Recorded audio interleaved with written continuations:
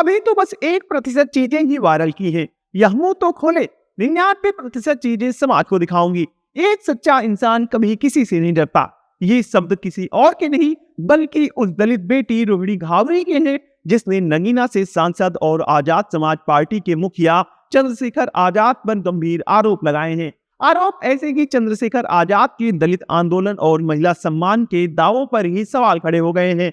सवाल कि वह व्यक्ति जिस पर दलित लड़की के शोषण का आरोप हो, वह दलितों का मसीहा बनने का दावा कैसे कर सकता है?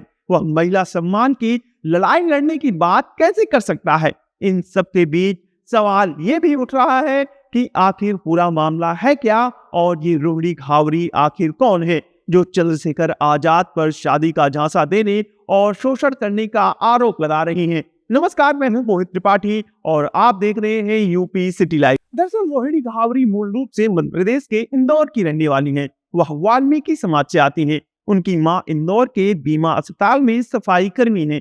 पिता शिव घावरी समाज सेवी होने के साथ साथ कांग्रेस से भी जुड़े हैं। वह वाल्मीकि समाज और सफाई कर्मियों के मुद्दे उठाते रहते हैं।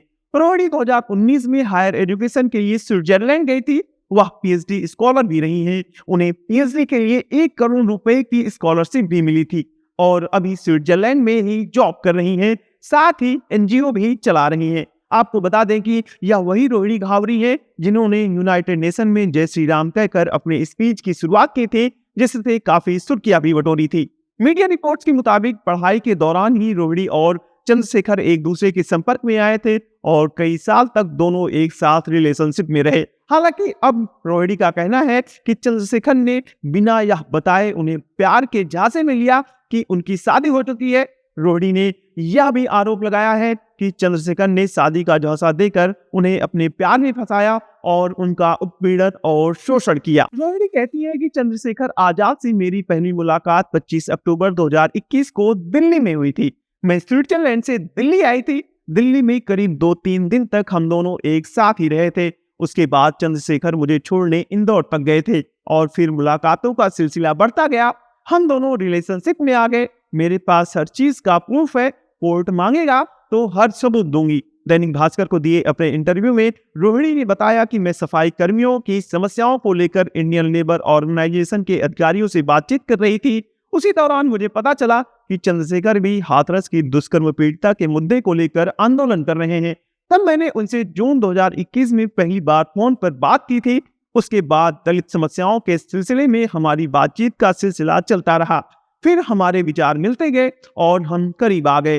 तो इस तरह हमारा रिश्ता आगे बढ़ता गया। जब पूछा गया कि सब कुछ ठीक चल रहा था तो अचानक ऐसा क्या हुआ कि ब्रेकअप हो गया, इस सवाल के जवाब में रोहिणी कहती है कि 2023 में राजस्थान विधानसभा चुनाव के दौरान चंद्रशेखर ने हनुमान बेनीवाल से गठबंधन किया था। उस समय तक मैं उसके साथ थी, लेकिन विधानसभा चुनाव के बाद उसे राजनीतिक लाभ मिलने लगा और उसके बाद से ही वह मुझसे कटता चला गया। जब यह पूछा गया कि क्या चंद्रशेखर ने शादी का वायदा किया था, तो रोहिणी कहती हैं कि बिल्कुल, चंद्रशेखर ने मुझसे शादी का वादा किया था। चंद्रशेखर ने कहा था कि वह मुझसे ही शादी करेंगे। अगर चंद्रशेखर शादी का वादा नहीं करते तो हम एक दूसरे के साथ होते ही नहीं। मैं अपना गोल्डन टाइम उसके लिए वेस्ट नहीं करती।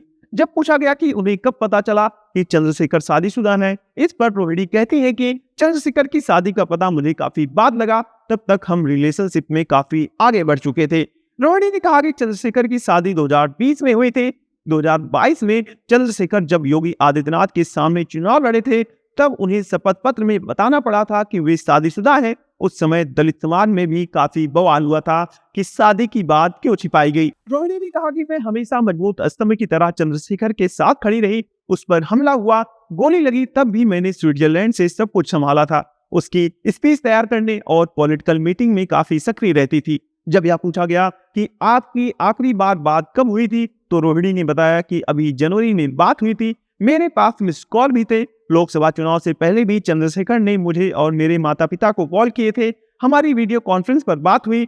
उसने मेरे माता पिता से कहा कि रोहिणी का गुस्सा जायज है, लेकिन अभी मुझे चुनाव लड़ना है। रोहिणी घावरी ने सिर्फ आरोप नहीं लगाए, सबूत भी पेश किए हैं। उन्होंने सोशल नेटवर्किंग साइट एक्स पर कई सारे फोटो शेयर किए हैं, जिनमें चंद्रशेखर आजाद और रोहिणी एक दूसरे से वीडियो कॉल पर बात करते नजर आ रहे हैं।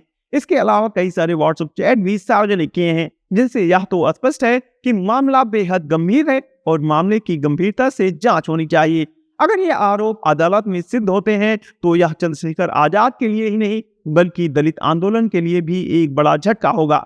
आपकी इस पूरे मामले पर क्या राय है, हमें कमेंट सेक्शन में जरूर बताएं। दैनिक भास्कर में छपे इस इंटरव्यू का लिंक डिस्क्रिप्शन में मौजूद है, आप जाकर पढ़ सकते हैं। अगर वीडियो पसंद आई हो तो वीडियो को लाइक करें, शेयर करें, साथ ही यूपी सिटी लाइव को सब्सक्राइब करना ना भूलें।